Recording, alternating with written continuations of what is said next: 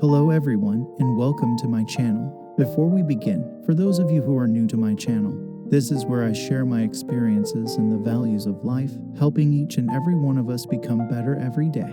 Now let's start today's topic, which is the next installment in the series on building financial freedom for salaried employees. Let's look at the starting point and the way most of us are taught about earning money and building financial freedom for ourselves.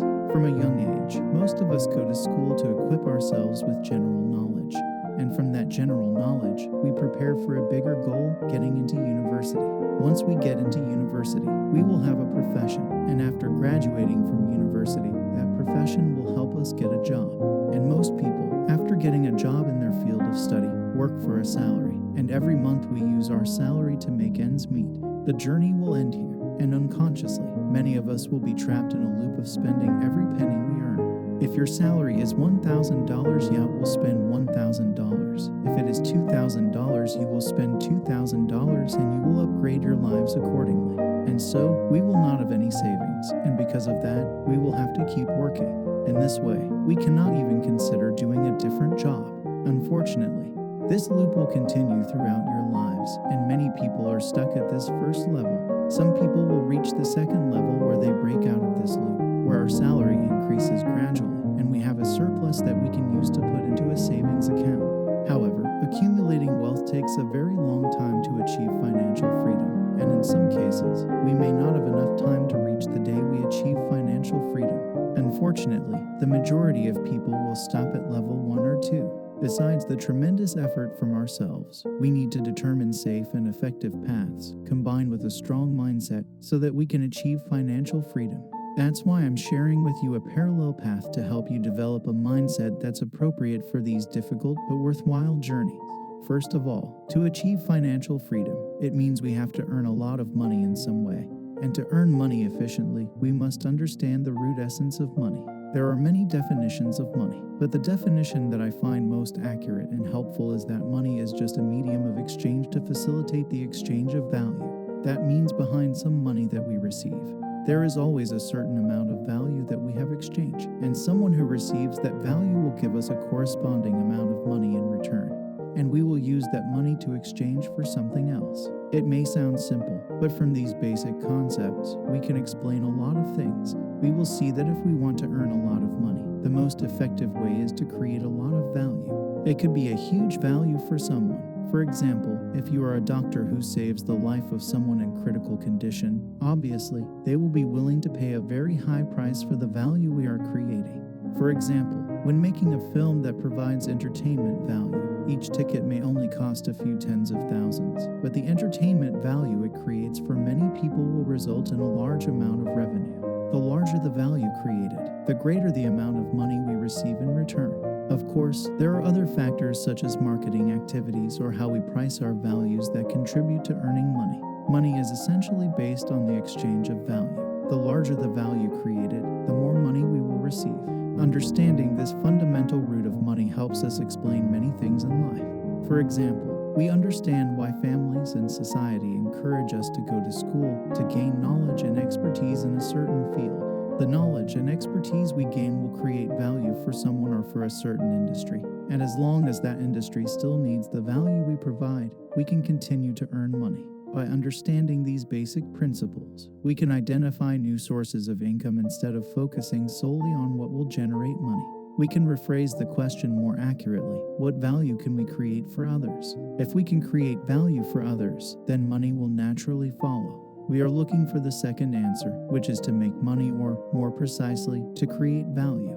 In order to do that, we need two most important elements, which are knowledge and capital. Now I will talk about the first and perhaps the most important factor, which is the factor of knowledge. To create value, we must have knowledge, and the more knowledge we have, the greater our ability to create value.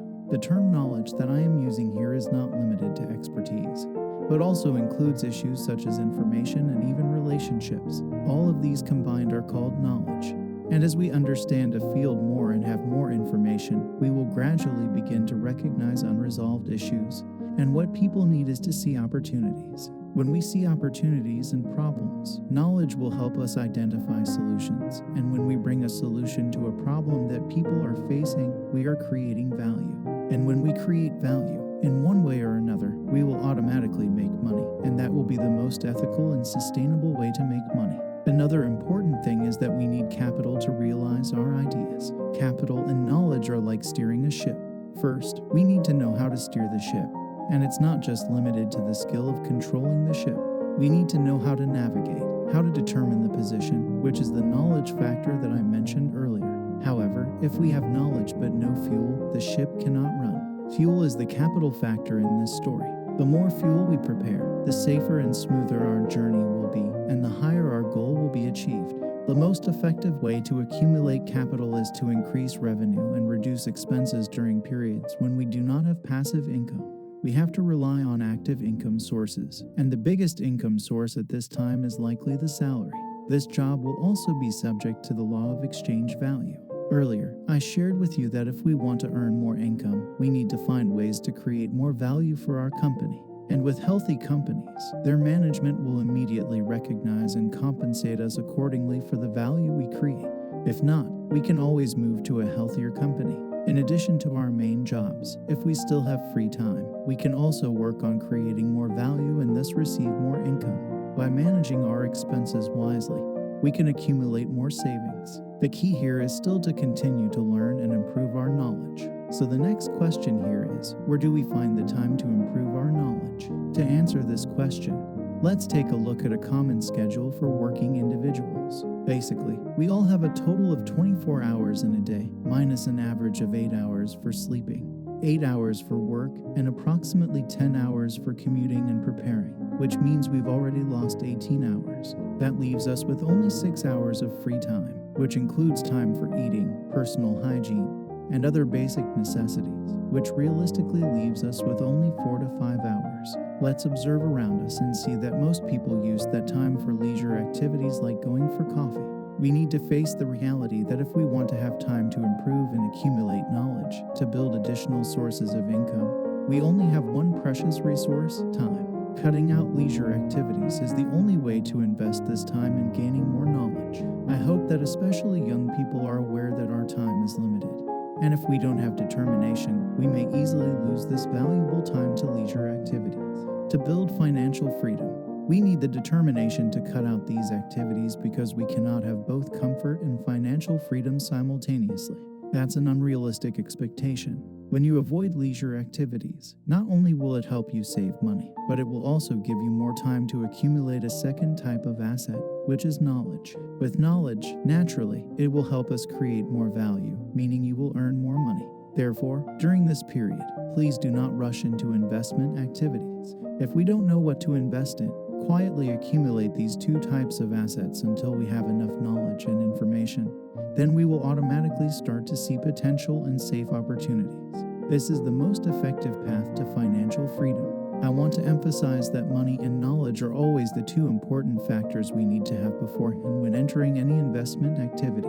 There is no easy path, and the more difficult the journey, the greater the results. Escaping the domination of money has never been an easy journey, so it clearly requires us to have a great determination. I would like to conclude today's episodes. If you find these contents helpful, please share them with your friends and family. YouTube prioritizes videos with more likes, so if you like this video, please click the like button so that more people can know about it. Thank you for following along, and I wish you a peaceful and happy day.